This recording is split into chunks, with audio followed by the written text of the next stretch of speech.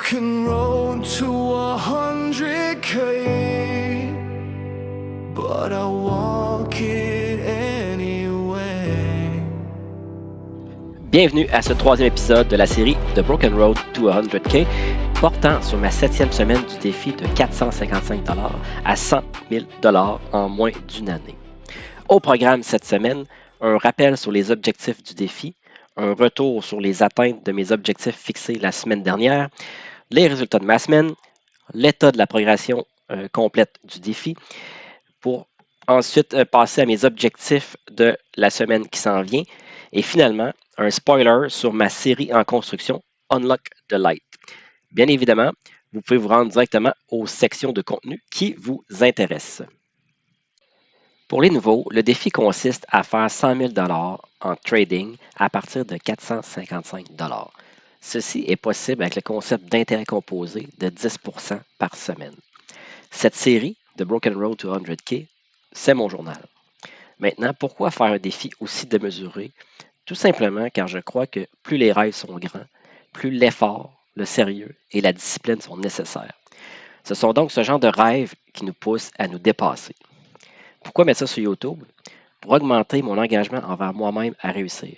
À chaque trade et à chaque journée, j'ai en tête que si je l'échappe ou fais des niaiseries, j'aurai à l'expliquer en ligne. Et l'idée d'avoir l'air d'un clown ne me plaît guère. Au final, j'espère que cette pression me permettra de ne plus perdre plusieurs semaines de profit ou encore éclater mon compte en un seul ou deux trades. Je pense aussi qu'en cas de succès, mon histoire pourrait être une source de détermination et d'inspiration pour d'autres personnes désirant devenir une meilleure version d'eux-mêmes. Faisons maintenant un retour sur les objectifs que je m'étais fixés. Je souhaitais débuter la semaine du bon pied et ce fut le cas en attrapant un très beau trade long sur le Bitcoin dimanche. Je voulais augmenter les gains moyens des trades gagnants et diminuer les pertes des trades perdants. Ça, j'ai pas mal resté sur le même axe que j'étais avant, donc encore qu'un risque ratio de 1,1 environ. Je voulais aussi éviter les grosses pertes sans être parfait. Je crois qu'il y a eu beaucoup d'améliorations de ce côté. Ensuite, je voulais être vigilant avec les nouvelles financières. J'ai réussi à être très patient à l'heure des nouvelles, à 8h30 le matin, heure de l'Est, et lors de l'ouverture de la session de New York. Donc, de façon générale, c'est un travail en continu, mais je crois avoir bien répondu aux objectifs que je m'étais fixés. Sans plus tarder, voici mon résultat de la semaine. Ce fut une semaine très, très difficile mentalement. J'ai mis vraiment beaucoup d'efforts sans réussir à atteindre mes objectifs de progression. J'ai pris vraiment beaucoup de trades qui allaient dans ma direction sans atteindre ma cible pour que ceux-ci reviennent à l'entrée pour que je fasse 0 $ sur ces trades-là.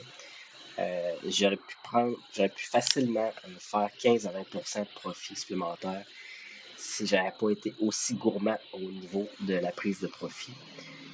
Donc, c'est clairement quelque chose à surveiller pour cette semaine. Peut-être prendre plus de profit à l'intérieur de range au lieu de souhaiter qu'on sorte du range puis que faire plus de profit. Là. Donc, je vais revoir ma stratégie au niveau de la prise de profit pour inclure des profits plus rapides pour éviter que je retombe dans ce scénario-là. On peut maintenant voir mes résultats. Par contre, ici, 6% sur mon compte personnel. J'ai tellement passé de temps sur ce compte-là que j'ai très peu mis de temps sur le compte de FTMO de 100 000 $. Par contre, j'ai réussi quand même à faire des bons trades du côté du compte de 200 000 $ pour atteindre des profits de 2 960. Donc, très satisfaisant de ce côté-là. Plus précisément, sur mon compte personnel, on voit en haut à gauche là, que je n'ai pas amélioré ma moyenne des trades gagnants par rapport à la moyenne des trades perdants. Mon taux de victoire, par contre, est toujours plus élevé que mes pertes. Ensuite, on voit à droite là, que j'ai pris quand même 75 % de long. Fait que considérant que le marché était pas mal baissier cette semaine, je crois que un résultat de plus 6 %, c'est quand même acceptable. Au final, mon biais n'était pas le bon. puis je finis quand même en profit. Donc, je crois que c'est thumbs up de ce côté-là. Au niveau de mon compte là, de 100 000 de FTMO, j'ai surtout essayé de prendre des swing trades parce que j'avais pas beaucoup de temps là, de me concentrer dessus. Ça a été, je dirais, coup-ci, coup-ça. Fait que des trades gagnants, des trades perdants, mais grossièrement, on a fini break-even. Puis j'ai pas grand-chose d'autre à dire sur celui-ci. Maintenant, mes meilleurs résultats, en fait, là, c'est sur le compte de 200 000, un gain de presque 3 000 si on regarde ma moyenne des gains versus les pertes en haut à gauche, là, j'ai fait 2 fois plus en termes de gains que lors d'une perte. Ensuite, au niveau de la distribution là, des trades gagnants-perdants, j'ai été davantage gagnant. C'est sûr que là, la charte là, à gauche n'est pas bonne. Là. C'est pas bonne. ChatGPT m'a mis en rouge les perdants, mais c'est ceux-là qui sont les gagnants. Donc, très bon ratio de ce côté-là. Et tout ça encore, comme je disais tantôt par rapport à mon compte personnel, avec à peu près 70% de trade long dans un marché qui était baissier. Donc, je peux considérer que j'ai fait un très bon travail de ce côté-là. Fait que je vais continuer à travailler sur ce compte-là pour éventuellement qu'il soit financé et en retirer des profits. Voici maintenant où est-ce qu'on est rendu au niveau de la progression. Donc, après 7 semaines, j'en suis à 116% de progression. Une seule semaine qui était dans le rouge sur 7. Et si on regarde en haut à gauche, là, au total, en termes d'argent, je suis à moins d'1% d'avoir atteint mon objectif de 100 000 $. J'ai pour l'instant un intérêt composé qui est d'environ 11,6% par semaine. Donc, c'est supérieur aux 10% que je m'étais fixé. Si on continue à cette vitesse-là, j'atteindrai mon objectif d'ici 42 semaines. Ici, vous pouvez voir la progression au niveau des deux comptes FTMO. Celui-là de 200 000 a commencé plus tard, donc c'est pour ça que j'ai commencé il y a quelques semaines à 0 $. Évidemment, il avait commencé avec une perte de 9 000 $ dans les premières heures que j'ai eu le compte.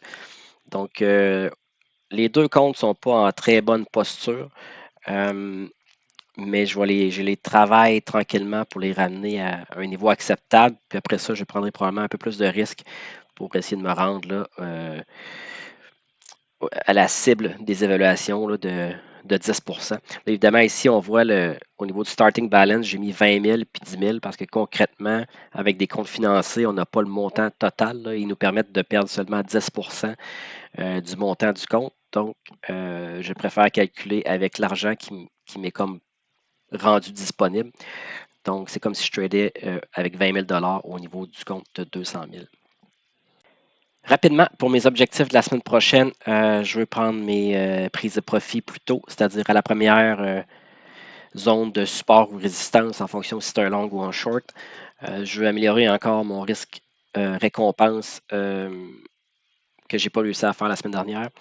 Je veux être patient et attendre davantage mes zones pour prendre des trades. J'ai un peu forcé la semaine dernière.